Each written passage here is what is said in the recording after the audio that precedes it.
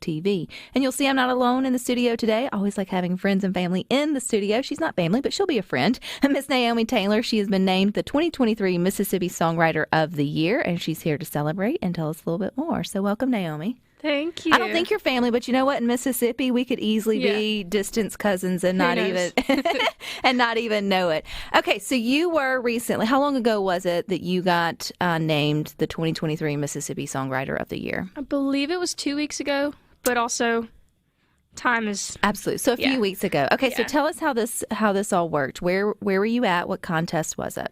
So I submitted a song online. An original song, and the judges they went through all of the songs that were submitted and picked a top 15, and the top 15 were to go to Philadelphia, Mississippi, and perform their songs at the Ellis Theater, the Marty Stewart's Congress of Country Music, which is super cool because in a couple weeks Dolly Parton will be on that stage, so it's a big stage, like it holds a lot of it holds a lot of history, even though it's a new stage. What he's doing there, he's bringing in a lot of country music history already, just with himself and his presence and all that he has done in his career, but then also all of his cool artifacts and things. So even though you're probably one of the first few to ever sing there, I can see where it feels like, this is kind of an important space. Yeah, it was super cool. So we all performed, and then the judges, they picked. And I won, and it was super cool. I know, but to me, this is neat. This is not just your ability to deliver a song, because a lot of times we have all these competitions, obviously national ones and the big television ones, and they're usually based off of voices. And if you watch certain ones long enough, you'll see that it's always brave to sing an original song. They always say that. And so it's a whole nother talent skill, I guess, set to be able to write and to be able to perform. So which came first for you, Naomi? Did you perform first in terms of singing, or did just the writing come to you and then the singing? I think the singing came first. I grew up watching my dad play guitar, and my brothers were kind of musical, and we all kind of did it. And the songwriting came later, probably when I was like 16 or so is when I wrote my first song. But yeah, singing was definitely first. Is it one of those things you're just kind of some just, I don't want to say doodle poetry, you're not really drawing it, but it's like you're just sort of doodling, but you know what you're making poetry or sort of a short story or whatever? Or did you know at 16 you had some form of something you wanted to get out and you're like, I'm going to try to write a song? Does that make sense? Yeah, it was definitely intentional. When I sat down at 16, I was like, I'm gonna write a song. I've always wanted to. I suck at writing. Like I could never write my own essays and feel comfortable about it in school, or write my own poems, or I just never felt confident in what I was writing. So I sat down and I was like, I'm gonna write this song. It's gonna be crappy or it's gonna be good, and it was good for a 16-year-old song. Do you remember? Did it have a title? It was a sad song. It was super sad. Everybody's sad at 16. Yeah. So this song, it was called Abuse, I think, for this guy that I was dating at 16. But it was kind of cheesy. Do you still have it somewhere just to look back and sort of reflect on? Do you think you'll ever go back and try to revamp it to be something you would sing one day?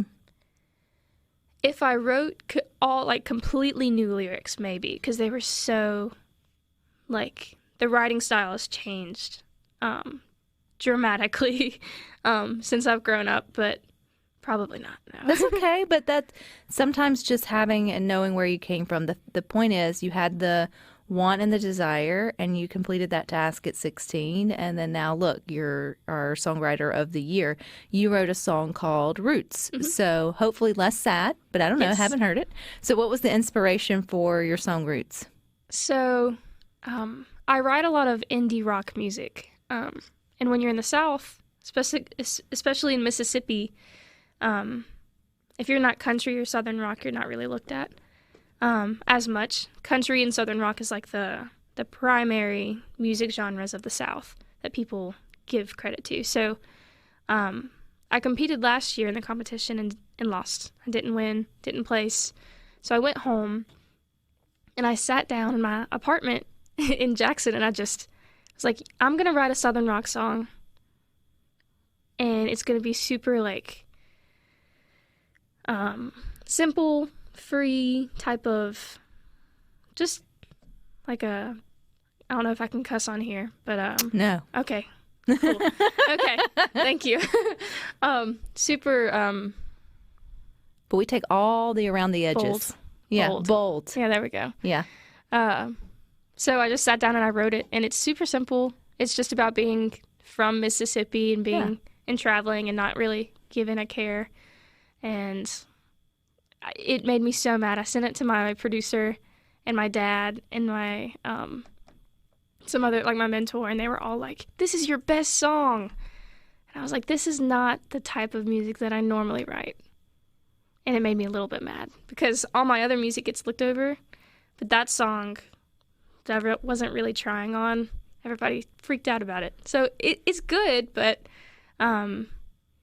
it's a happy song, but it's very different than what I typically write. So you wrote to what you knew that would be appropriate for the contest and the judges and sort of all that. Well, I think that's okay too. I mean, you were playing the game, right? Mm-hmm. Like, it's a contest, and you know the style or the recipe that it needed to be to sort of win.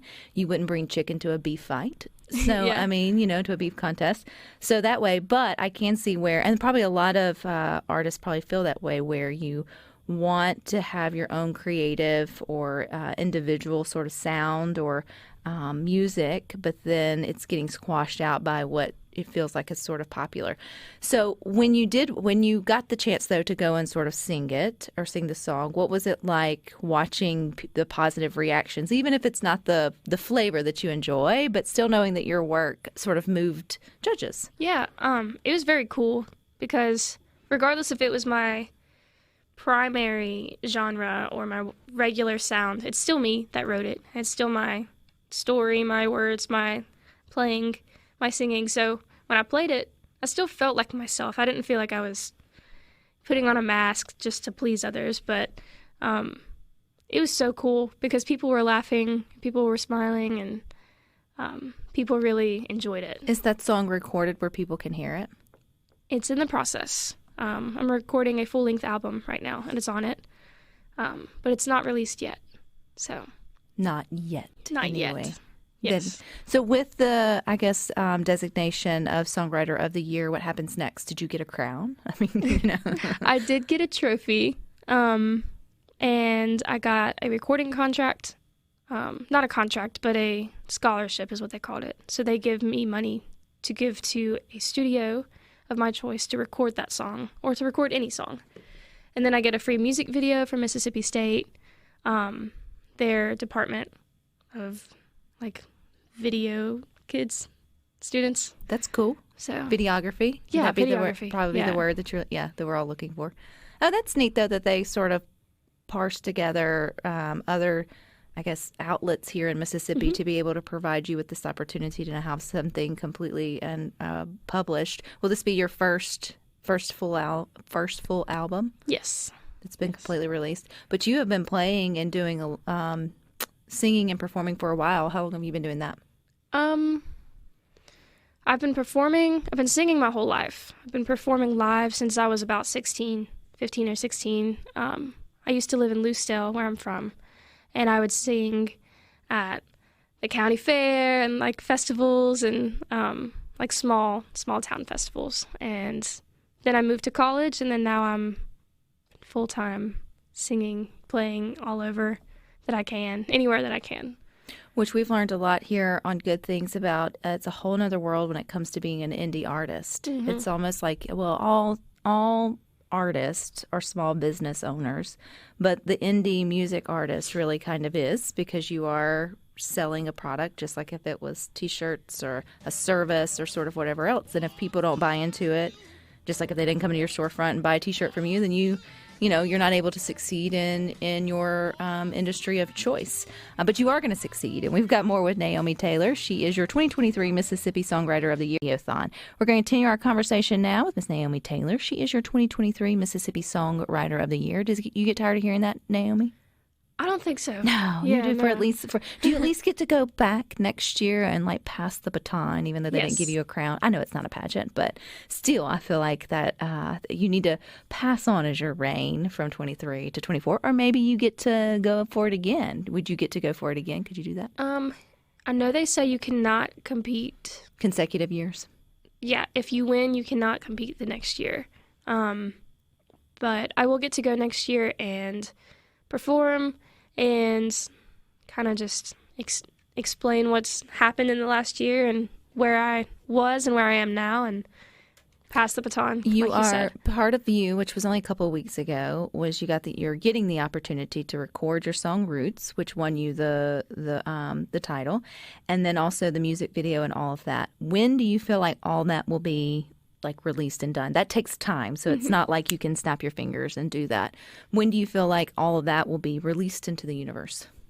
Well, I know I just met with Boswell Media, who presented me the award, and I think we're planning sometime in August or September to It's still quick. to begin meeting with Mississippi State and brainstorm the ideas of the music video. And Is that cool? yeah, Are you, may I ask how old you are? I'm 23. Oh, you're a baby. Do you still remember when MTV actually had music videos? Okay, because Rhino and I, we remember back when TRL was a thing, like you actually tuned in for music videos.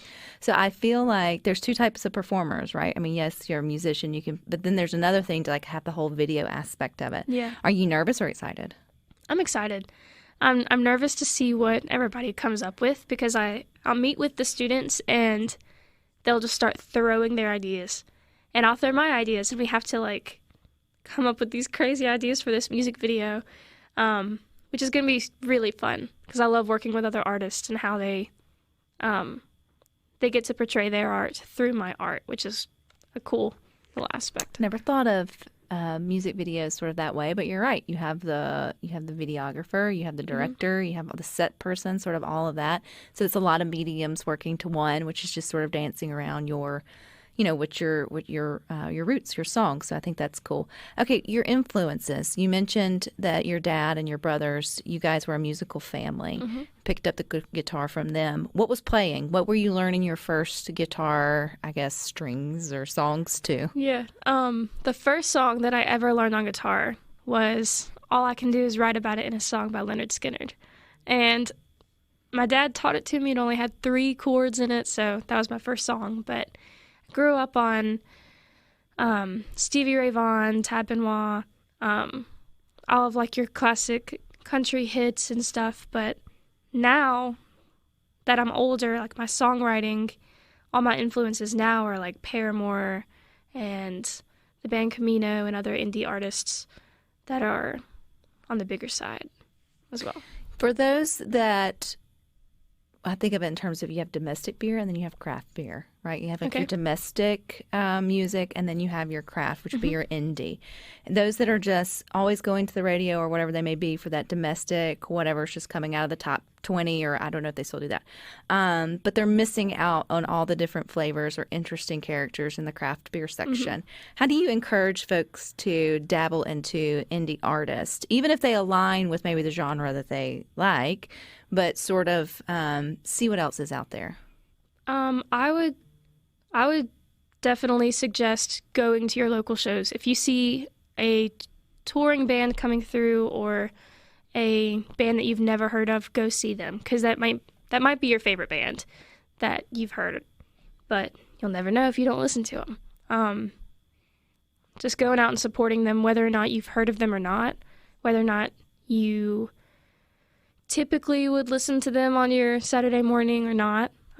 If they're local, if you don't have anything else going on, go support them because they need it.